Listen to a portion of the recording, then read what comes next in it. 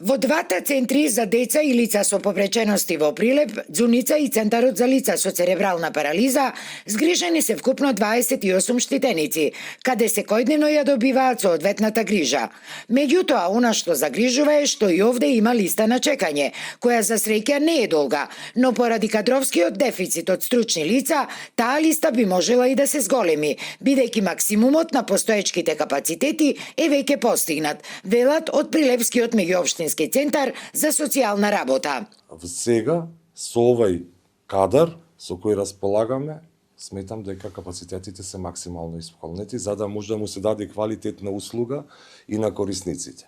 Не е замислата само да дојдат и да си одат, него да ги исполниме сите активности кои што се предвидени согласно планот за работа. Во дневниот центар Ձуница, кој постои 23 години, во моментов услугите ги користат 14 лица на возраст од 5 па се до над 30 години, речиси и без ограничување на возраста.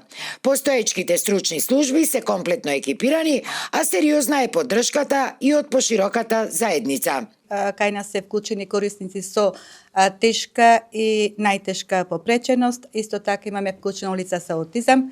Моменталната бројка на корисници е 14 корисници. Се надеваме дека идната теком на 26 година, ако се зголеми бројот на персонал, ќе можеме да одговориме на повеќе барања за вклучување на други корисници. Од вчера општина Прилеп е прогласена за најинклузивна општина, добиен сертификат и навистина сметам дека како човек прво сум горд, а понатаму сме направиле сериозни чекори во однос на поправање на околностите во кои што живеат лицата со попреченост, особено со децата кои имаат посебни образовни потреби. Тоа од лани во законска регулатива ставено образовен асистент да имаат и децата во средното образование, но како општина предничиме. По повод 3 декември, меѓународниот ден на лицата со попречености, во Прилеп се одржаа бројни настани во кои беа вклучени и овие лица.